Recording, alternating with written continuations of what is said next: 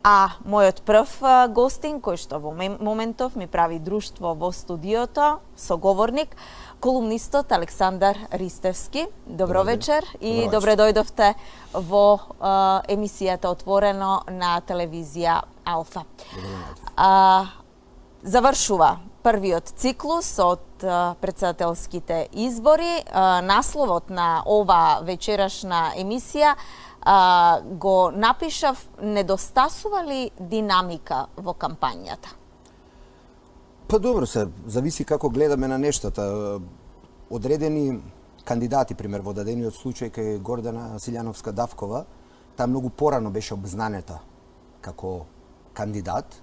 Актуелната власт нели повеќе тактизираше околу тоа кој ќе биде нивниот председателски кандидат. Господинот Река, како трет кандидат, се вклучи исто така нели во самиот финиш. Ненадејно беше? Ненадејно. Иако сметам дека е повеќе од добро да има повеќе кандидати, јас сметам дека е недостаток на демократија ако се оди само со два кандидати блоковски. Сметам дека три кандидати е сепак малку, и ако земеме во предвид дека од 1994-та, кога имаше судир помеѓу тогашниот председател покојните нели двајца Киро Глигоров и Љубиша Георгиевски, ние досега не сме имале помалку од 4 кандидати во ниеден изборен циклус. Значи ова со 3 кандидати е најмалку што има. Впечатокот е ваков. Имавме и 7. Имавме и 7. 2009-та и воглавно имавме по 4 на останатите изборни циклуси. 99-та, усвари 99-та имаше 6 или 7. Беа тогаш и Стојан Андов, беше и Васил Тупурковски, така да сме имале поголем број. Околу динамиката, кога имате само два кандидати блоковски, сега во дадената ситуација, затоа што нема четврти или петти кандидат, третиов на моменти делува како вишок. Затоа што ако гледате во дебатите што се случува, мислам дека 3 беа, барем 3 јас памтам. 3 или 4, мислам. 3 или 4, каде што беа 3 кандидати, соочувањето поготово на представникот на актуелната власт, на господинот Пендаровски, цела негова енергија е насочена во конфронтација со Силјановска-Давкова. Единствено во последнава дебата што беше на Сител телевизија, каде што господинот Река дури самиот рече дали сум јас овде вишок, и каде што испровоцира некои прашања околу владењето на правната држава и околу резултатите тоа што било ветено, за прв пат видовме на форма на конфронтација. Инаку, ако анализирате тоа како функционира, значи како функционираат дуелите или динамиката, во право сте. Нема некоја евидентна борба, да кажеме. А колку има емоција кога излегуваат на терен? Значи, кога зборуваме за митинзи, за средби со граѓани или за тие организирани трибини? Прво за кандидатите, а потоа ќе ве прашам и за присутните. Па мислам дека тоа се склоп на две работи. Прво, да не заборавиме една работа. Сите тројца кандидати декларираат и тврдат дека се независни, без политички бекграунд во партиите и структурите кои ги поддржуваат. За два кандидати тоа е очигледно и евидентно дека е така. Третиот малку е сомничаво, затоа што во изминатите години нели тој докажано и експлицитно работеше во функција на одредена политичка партија и политичка опција. И оние средби кои се во текот на денот и попладневните часови, и она што е класична теренска работа, тука се гледа оној контакт со реалните неопределени и со обичните таргет групи, да кажеме, засегнати по било која основа, старосна, интелектуална, село, град, образование, да. Тоа се оние мали средби кои повеќе се пласираат медиумски, за да допрат до пошироката јавност, додека оние големите собери, оние големите митинзи, воглавно, во голема мера, да не речам во огромна мера, се насочени наменети пред се на партиските поддржувачки, на политичкиот субјект, кој дадениот кандидат го има како бекграунд. И да не забораваме, сите три кандидати, за разлика од други ситуации порано како што сме имале, ниту еден не е поддржан од група пратеници, како што законот налага, или група на пратеници, да застане за нив, или пак да е со собирање потписи.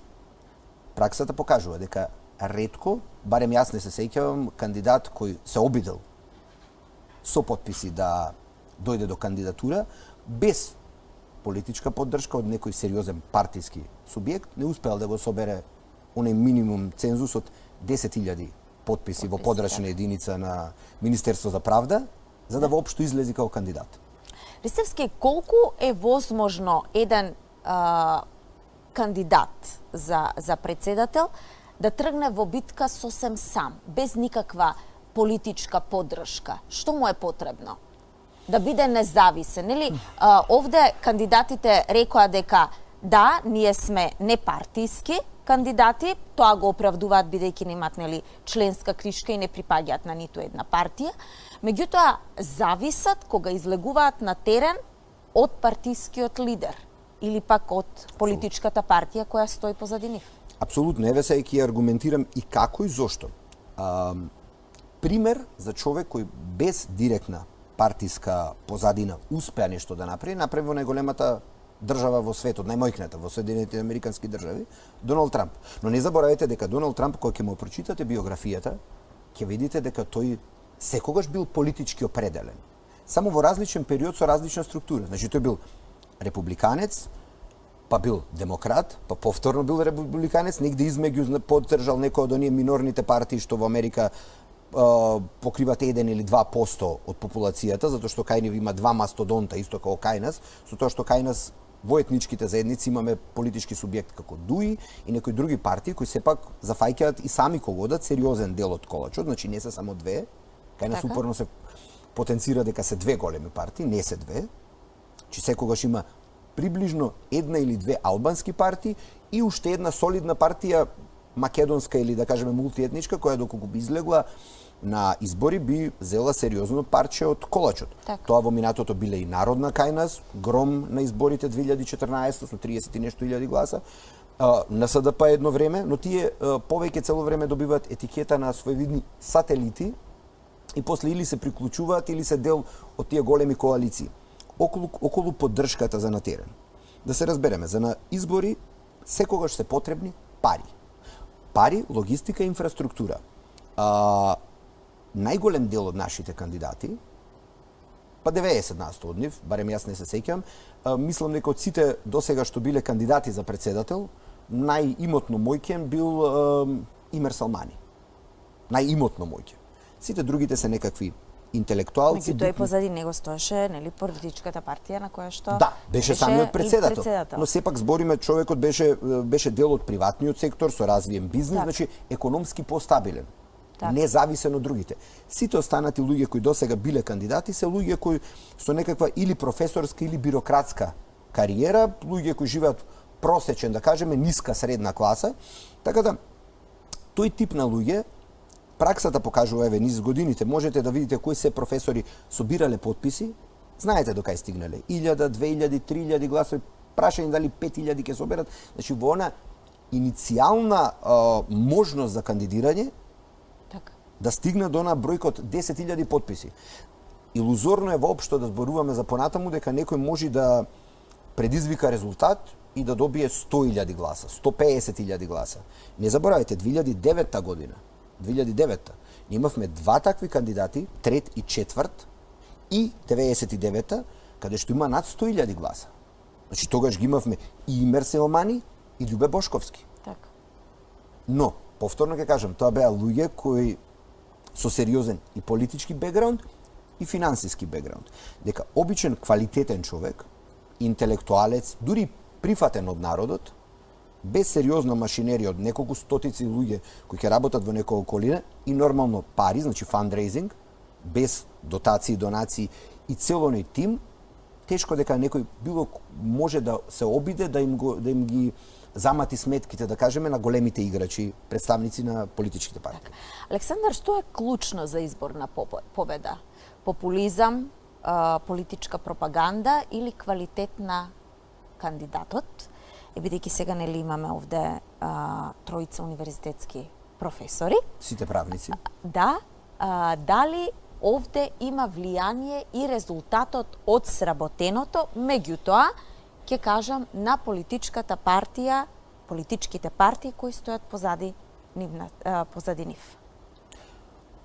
Политичките партии прво можат, ако не со сигурност, барем во 80 или 90% да ја испорачаат онаа машинерија со која постојано ја поседуваат, да кажеме, имаат под свое. Значи, тоа се оние оперативци, теренци, и тоа е одреден квантум на гласови под кои сигурно нема да одат. Тоа се сигурни Овде гласови. зборуваме за сигурното партиско членство кое што е обезбедено и кое што од старт знаат дека ќе гласа 80 за или нив. 90% ќе даде поддршка и тоа се гласови кои се исклучително значајни, што е маса на гласови. Јас не сакам да воопшто да помислам дека кандидат, пример, на дадени избори, без оглед дали е поддржан од СДСМ или од ВМРО ДПМН, дека може да биде под 200.000 гласа, пример. Илузорно е да воопшто помислиме, затоа што тоа е минимум сигурниот контингент кој ќе го испорачаат сигурно. Така. Прашањето е друго. Македонскиот гласач гласа на два начина. Ние, барем праксата досега, од 94-та досега, покажа една работа. Или се гласа за личност, и луѓето баш на позиција на председател бараат или татко, или во даденава случај обид една од кандидатите да биде мајка на нацијата, значи бараат лице кое олицетворение на нив или она што им фали во животот, или она што го имаат како некаква перцепција што треба да биде татко или мајка на нацијата. И од друга страна гласаат за инает. Праксата покажува дека неретко македонците знаат да гласаат за инает. Што значи тоа? Се фокусираат кон едниот кандидат, што не испорачал доколку е кандидат со минат труд, Така. и гласаат за неговиот противник. Баш во ова студио, вчера ли беше еден од кандидатите, кај колешката ваша, кај Искра? Кај Искра? Да, баш едниот од гостите тоа рече. Јас не поддржувам, на овие сум им луд и јас ќе гласам спротивно за инает. За да го казнам кандидатот кој во задниве 5 години ветуваше брда и долини. Такво изјаснување и такво перцепирање на нештата, верувајте ми, има кај огромен број на луѓе. Кај обични луѓе. Можда не е пресуден број, но број кој, да кажеме, и 20, 30 и 50 илјади да се, тоа е сериозна бројка. Има луѓе кои на овие избори ќе гласат или воопшто нема да гласат за инает. Така.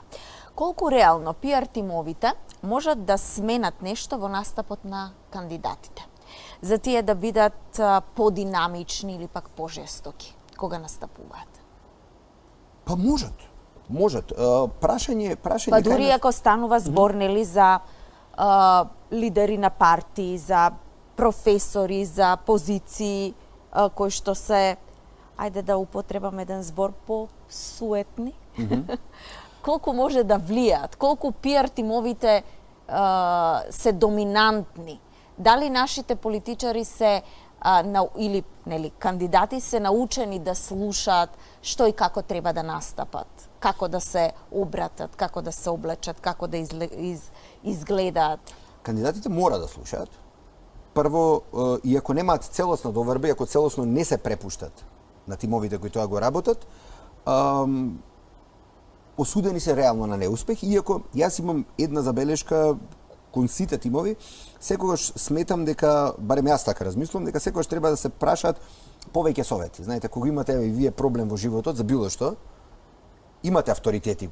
Секој има свој ментор во животот, така? Или си бира ментор, менторството ние го бираме. Секогаш прашувате 2 или 3 случаи, 2 или 3 места. Ако прашате само на едно место, тоа значи дека безрезервно на некој му верувате, тоа колку е добро, толку е и лошо.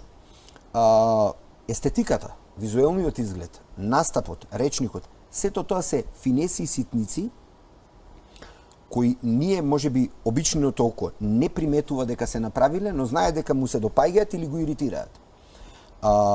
Политичарите дефинитивно имаат пиар тимови, неретко тоа се тимови од странство ангажирани. Јас сметам дека помалку дури јас имам проблем со тоа што се има недоверба во локалните тимови, затоа што странците колку и да помагаат во одредени кампањи, одредени нешта, морат да ги слушаат и локалните, да кажеме, специфики и на пазарот и на луѓето, не се сите исти, знаете. Реклама што на луѓето им се допаѓа во Полска, во Унгарија или во Германија или во Шпанија или во Америка, кај македонскиот граѓани не праќа. Може да иритира. Може да има спротивен ефект. Така да сите тие промена на фризура, промена на дресинг, начин на изразување, начин на јавен настап, обраќање, жестокост, благост, сето тоа влие. Но многу битно, не sme да одскокнува од личноста. Затоа што во моментот кога на одредена личност ќе наметните нешто што таа не е таа, или тој не е тој, нели? Одеднаш луѓето тоа го препознаваат. Знаете, не можете цело време да одглумите. А кампањата трае долго, колку и да ние сметаме дека трае кратко. И понекогаш еден излив на нервоза, на лош речник, на лошо однесување, лоши манири, знае да креира кај луѓето одбојност. И малку треба, а тие луѓе кои малку им фали да сменат мислење, може би нема да го сменат драстично мислењето, но може би да ги натерате да не гласаат баш за вас. Така. Колку македонските кандидати може да купуваат искуства или знаат да купуваат искуства? Овде ве прашувам за современиот начин на комуникација и на доаѓање до гласачкото тело, до електоратот, нели, со помош на социјалните медиуми. Таков пример е, пионерски пример е Обама, уште во 2008 година, иако нели Фејсбукот, мислам 2005 година дека се формираше, тој ги употреби социјалните мрежи во кампањата и овде имам некој податок дека успеа да собере 410 милиони долари само преку социјалните мрежи, Pay for Obama или Dollar for Obama. Колку нашите, сега не зборувам дека нашите кандидати собираат пари преку социјалните мрежи, меѓутоа колку може да допрат до гласачкото тело со помош на Facebook, Instagram, Twitter. Еве пример ќе ви кажам. Стево Пендаровски веќе беше шлифуван по тоа, веќе беше кандидат пред 5 години, значи имаше некаков минато, некаква кампања, некаков бекграунд во таа сфера. Гордана Силјановска немаше. Гордана Силјановска формираше... Исто и Блери Млека. И Блери Млека. Еве пример, ќе земам, Силјановска формираше свој Facebook профил, направи свој пејдж, кој сега има 20 и нешто или 30.000 поддржувачи, што за многу краток период, за нецели 2 месеца. За разлика од порано многу потешко да го набилдате како таков. Имаше еден куп други пејџови кои се формира. Дури влезе во Твитер, каде што на Твитер е прилично, барем во Македонија, ризично тло, затоа што цинизмот на македонецот и зајадливоста доаѓа до врв. И сите луѓе кои тераат тебе и кампањи во сферата на кај продуктите, кај реалниот нели маркетинг, каде што има продажба нели фирми, банки и останато. Самите луѓе кои работат во маркетинг агенциите ги советуваат внимавајте на Твитер. Твитер е осетливо место каде што може да се излизгате и наместо да добиете реклама, ќе добивате и смевање, што е мач со две штрици. Река вешто ја води интернет кампањата. Интернет кампањата на Река на интернет пред се е насочена кон неалбанците. Тој албанците ги обработува, да кажеме, заедно со политичките субјекти, со алијанса и со алтернатива на терен, со тие митинзи и средби што ги прави, каде што таму главниот бекграунд пред се е од политичката структура што го поддржува, но преку социјалните мрежи тој се труди да се допадне на неалбанското население. И гледате дека форсира една кампања и на македонски јазик, дури она символика Река за републиката, па Река извадено од република, е прилично симпатично, колку ќе пројде ќе видиме, затоа што симпатиите на некои луѓе тој можеби ги доби, прашањето е каузално во смисол што нуди. Значи луѓето не се до толку да гласаат само затоа што им е некој симпатичен, да видиме зашто се залага. Примете кај него во настапите нема пример албански знамења и иконографија тој тип, се воздржува од продавање, да кажеме, етнонационализам. Иако политичките партии, бекграундот што стоят позади нив, знаеме, нели? И говорите кои ги држат. На самите настапи сосема друго зборува. Тој сосема друго зборуваат села и касами. Сосема други. И така да тука кај неалбанското население има скептичност. Ке Силјановска, која проанализираме како кандидат, Силјановска држи до себе. Факти, таа не го крие моментот дека таа пред се во ставовите либерал, со либерални ставови, но кај гласачкото тело на ВМРО ДПМН и останатите нели од таа десница, кај добар дел, не кај сите, кај добар дел таа проаѓа ради една работа, проаѓа поради оној момент на бранење на македонските национални интереси и борбата за неотстапување од, да кажеме, од сето тоа што беше дадено на тацна, а десницата смета дека е претерано. Така? А кај Пендаровски, бидејќи Мора да бидеме објективни објективни да ги кон покриеме сите, сите така? тројца. Така, Пендаровски е најекспониран. Пендаровски реално го има како политичка фигура, без оглед дали е напред или позади, повеќе од 20 години. 24-5 години е веќе значи присутен. пред се да земеме дека беше дел од тимот на Трајковски. Така. Од 99 до 2004. Па дури портпарол во Министерството за внатрешни работи, така е. Задните 6 години исклучително напред, значи таа една година воочи неговото кандидирање иницијално 2014 за кандидат, потоа функција пратеник, па советник за интеграција НАТО, Европа. Па и кандидат за председател, нели? И кандидат, 2014 така. како што потенцирав, носител на листа во изборна единица 1 на листата на Така. Социјалдемократскиот сојуз и нивната коалиција. Така да тој е поекспониран и затоа е тој повеќе на директен удар од страна на обичниот народ и политичките опоненти, пред се за оние изјави со недоследност. Затоа што и тука е можеби неговата најголема ранливост. Затоа што тој најмногу е удиран по прашања и ставови кои сега ги промовира, а пред година 2, 3, 4 или 5 велел. Немало без широк консензус, немало без ова. Така да тоа е местото каде што тој реално го јаде, да кажеме теренски вака жаргонски речено ќотекот. Колку дрскоста и тензичниот напад за време на тие дебати кои што се случуваат може да ги насочат во поени или пак пропусти кај гласачкото тело кое што ги гледа тие дебати. Значи, колку се тоа минус или плюс за кандидатите, а колку гафовите? Не знам.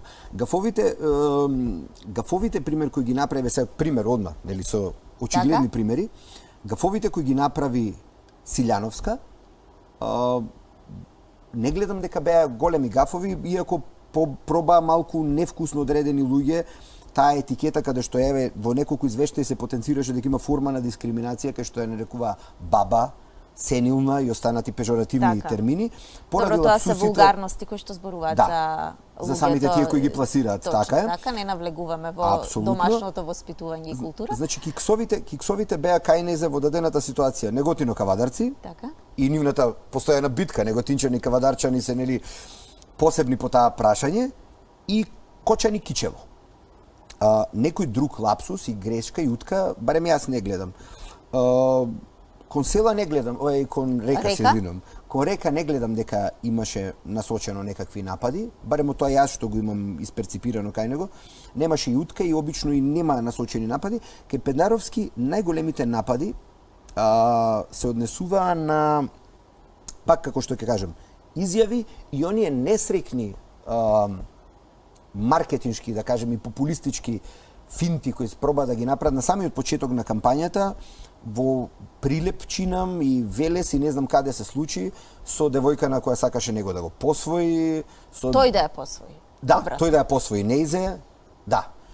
Моментот со емотивните настапи, така. Да, ма тоа беше премногу очигледно дека е склопено, затоа што знаете, ние сме мала средина. Еве пример, јас мислам дека тој обид за таа форма на кампања тој е препорачен од некој на страна. Затоа што во Македонија ние сите со секого се знаеме. И кога ќе искочи Кети негде, знаеме Кети на кого е комшија, што како направила и кога некој глуми неопределена и истакнат политички активисти, цел Фејсбук му е преплавен со иконографија политичка, целата таа people story не проаѓа веќе после неколку часа и тука како гаф се руши како кула од карти. Апропо исклучувањето, да кажем, или агресивноста или по експлицитниот настап, јас барем во Македонија жестокост не сум видел дека придонело за победа кај некој. Жесток беше во 2009 Фрчковски. Не пројде добро. Пендаровски имаше форма за жестокост 2014 не пројде. 2004 можеби Бранко беше релативно жесток, но да не заборавиме дека тој доаѓаше од позиција на премиер на држава, а тогашниот најак негов против кандидат Кедев беше обичен доктор кој според мене кардиокирург истакнат, но дури малку наивен во кампањата и затоа беше сомлен. Но не верувам дека експлицитноста, нападот и агресивноста дека добиваат кај нас. Барем не ми е знак дека некој нешто добил, еве од последната дебата на Сител која се случи во неделата, мислам дека еден од кандидатите тука изгуби. Тоа ќе видиме како ќе одлучат гласачите. Ристевски, ви благодарам што бевте дел од Отворено. Ми беше задоволство.